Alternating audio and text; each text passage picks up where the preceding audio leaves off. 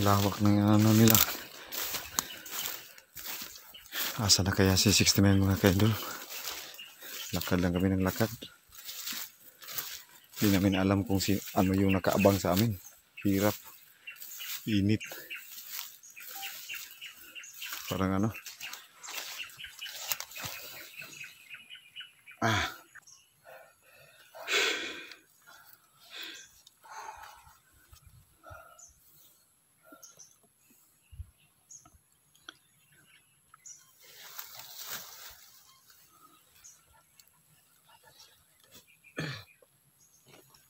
So, talagang bibiingat kami ngayon dahil hindi talaga yung nararamdaman ko sa sobrang tahimik dito. Yung lugar na tahimik, yun ang mas nakakatakot. Kasi di natin alam mga kaidol na kung ano yung nakakaabang sa amin. Sana po talaga makita na namin si 69. Kung di man lang namin makita, malalaman namin kung anong kalagayan niya. Sana may matanungan kami na kahit isang lang magbubukid o may makita kaming bahay.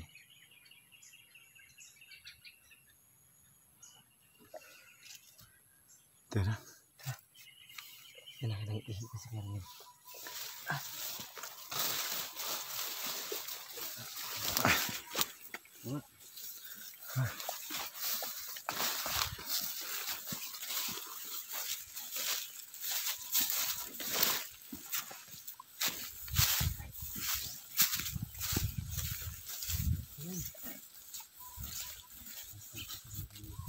Ha?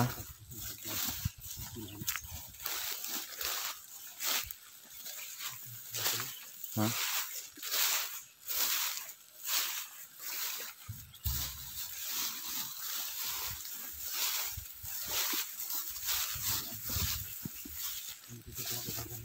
Ha? Dito matulungan sa dalan ang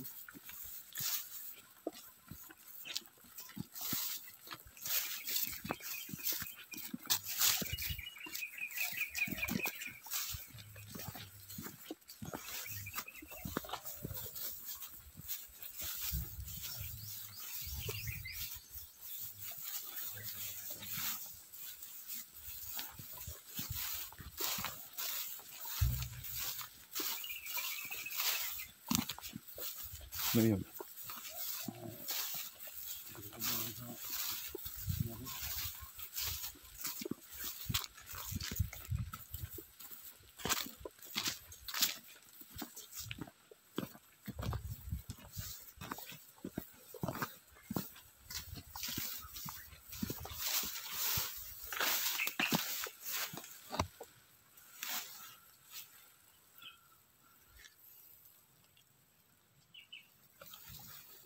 Tahimik ka.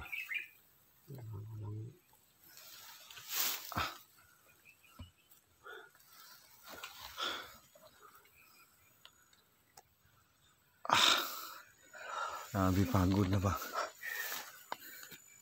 talagang pagod maglakad sa pag-init.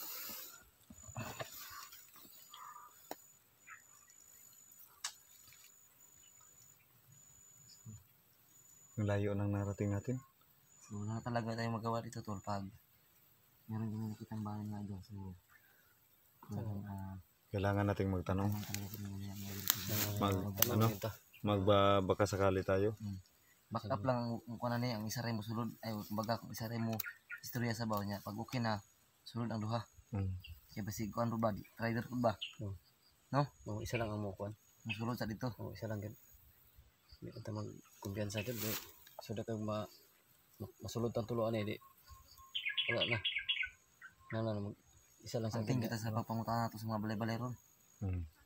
Ha?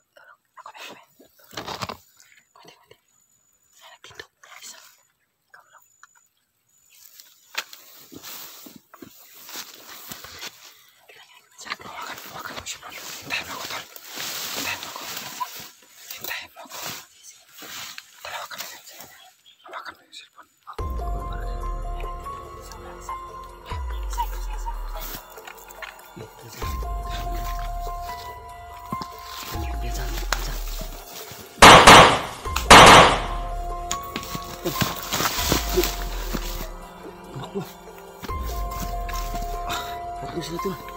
Okay, pizza. Ini isa.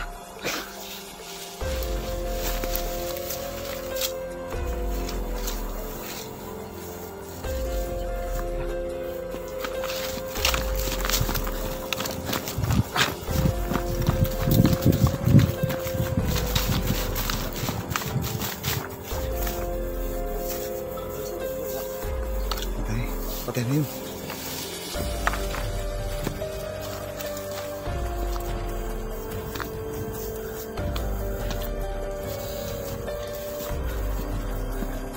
May isa na yun.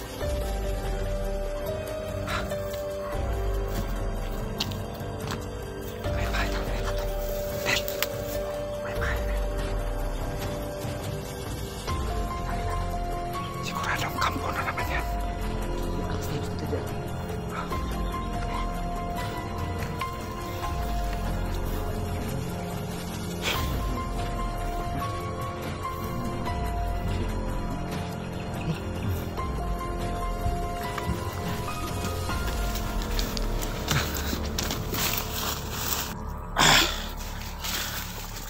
Yung mga kaidol. Ha? May mga busis. Ha? Doon mga kaidol may mga busis. Ano ba ya?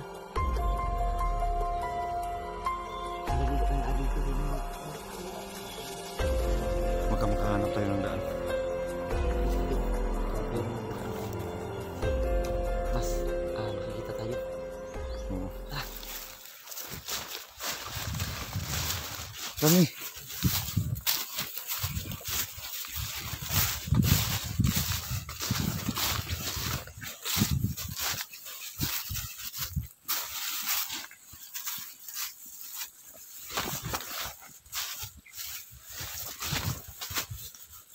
Ano to? Lapad nito. Huwag kami daan dyan.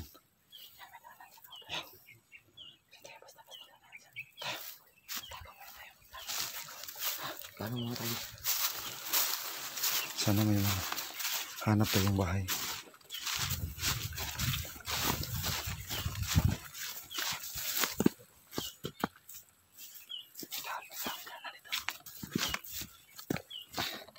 May daan mga kaidol. Sa sobrang bukid, bundok dito, meron pa silang nagawang daanan. Yan o? Sa bukid dire, nakabuhat pagkap sa dalan. Isahan eh.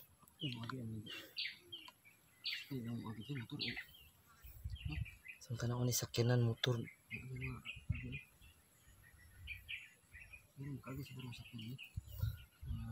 Okay na ka, Tor? Ayos lang. Oh ya. Tubig. Oo. Nakay tubig?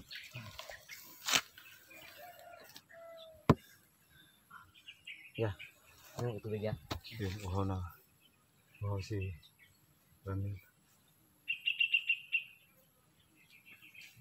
Sininisan ni ano ni Pra-insura nila buksan yung tubig.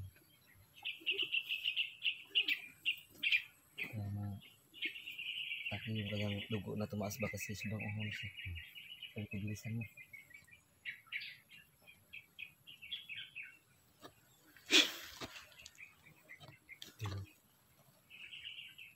Yan ito.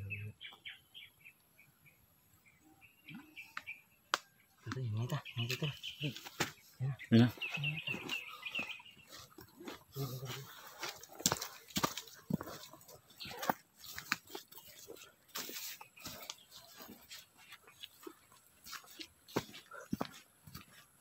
Ramil.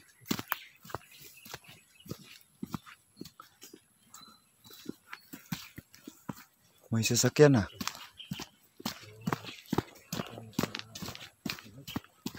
Ano yan?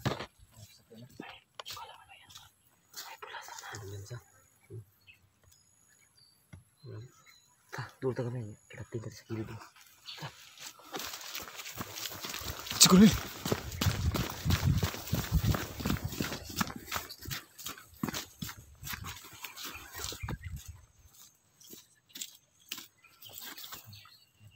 akin tol. Oo.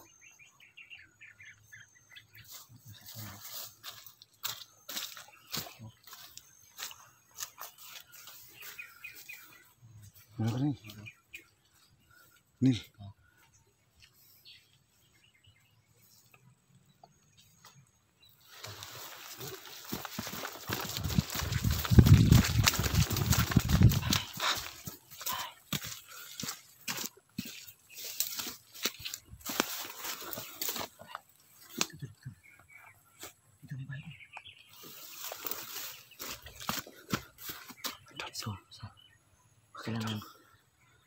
Kailangan natin mag-ano.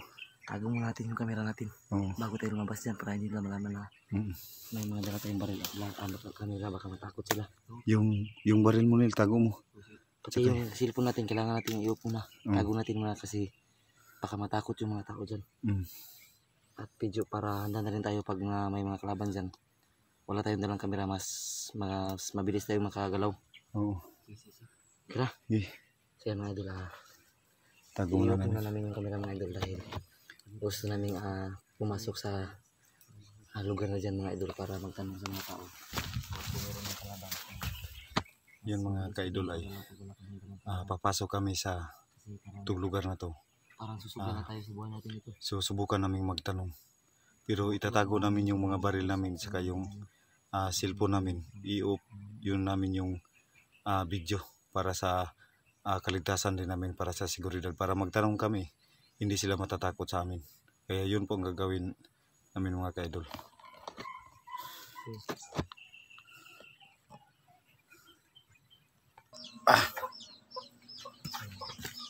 Hello po mga ka-idol, dito po kami sa may bahay. Magtatanong po, subukan namin magtanong dito po para sa kay seguridad ni 69. Sana po ay masagot po yung mga katanungan. Yung mga mukha nila po ay hindi na po namin i-reveal po kasi para rin po sa seguridad ng mapagtanungan po namin ngayon. So di po namin ipapakita yung mukha nila para sa seguridad nila po. Sana po ay para masafety po ang kanilang kaligayahan. Yung ilang para sa kanilang kaligtasan po. Hindi po namin ipapakita yung kanilang mukha. Kaya susubukan po namin magtanong sa kanila. Sana po ay ito may anak po siya. Huwag na lang po natin ipapakita kasi bata pa ito. Hello te, magandang hapon.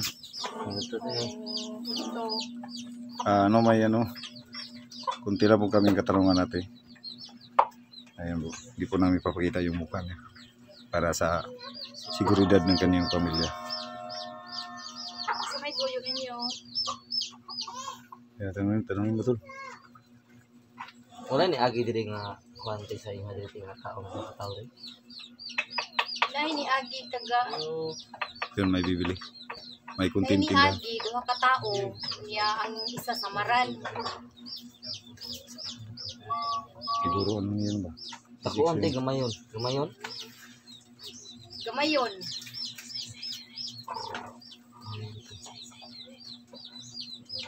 Wala po sila nihapit sa inyo diri nga may tabang. Nangayon sila og tabang pero among gingnan nga kuan kanang dili may maghilabot. Dili maglabot-labot ana. Sa Kaya mga basin unsa na sila. hindi po sila nakaano. Takot sila mga tulog kasi yung dito may sugat. So kahit sino naman kung may hingin tulong na may sugat naman so siguro wala lang isig kare. Talagang alang So positive na sila yun. sila yun. Ang problema Ang ministeriyan sa iyang kauban di inata. yung ibang tribo. Oo. Kan bang urang tanang kay. Oo. Wala nang iba yun. Siguro hindi pa rin layo ba? Duyan ang isa. Duyan pa ka 69. Yung tanong lang kung buhay pa yung taong yun. 69. Duyan na kaya ang isa kay duyan kayo. Oh, luya na ang isa. Iwan ko lang kung maabutan ba natin yun ng buhay.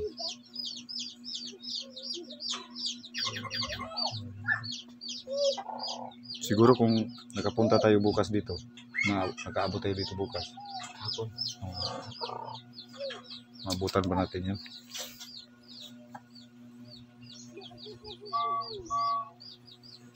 Ano nang sunod-sunod na ako? Sige, salamat te. Asa sila padulong rin nga side, te? Sabi pa dulo. Pero wala kami kabalo kung asa dapit na sila nagkuan. Basta diha to no kuan. Nagpadulong sila kauban na tong Samaron. Kaya pasensya na po ninyo ito mga ka-idol kasi di po namin iharap yung mukha ng anong babaeng to para ulitin po namin para po sa seguridad niya. Kasi may anak po rin siya maliit pa. Huwag mo namin yung camera mga idol. Baka masundan kami ng kalaban. Kaya dito na lang po mga ka-idol. Iupo namin yung camera para sa seguridad ng pamilyang napagtanungan namin. Kaya dito na po, hanggang dito na lang po mga ka-idol. Maraming salamat po. Sana po ay makita namin si 69. Dahil ang sabi po nito ng in-interview namin ay may sugat si 69 at saka maghinang-hina na po. Tsaka positive po na si 69 yun kasi yung kasama niya ay ibang tribo. Sigurado po kami na yung anak ni Dato po yun, yung lumad, yun po ang kasama ni 69. Sana po ipagdasal po natin na sana po ay ligtas si 69 sa kanyang kinalalagyan ngayon. At asahan niyo po na patuloy po kaming maghahanap sa kanya hanggat makikita po namin siya sa aming paghahanap sa kanya. Maraming salamat po sa inyo mga ka-idol.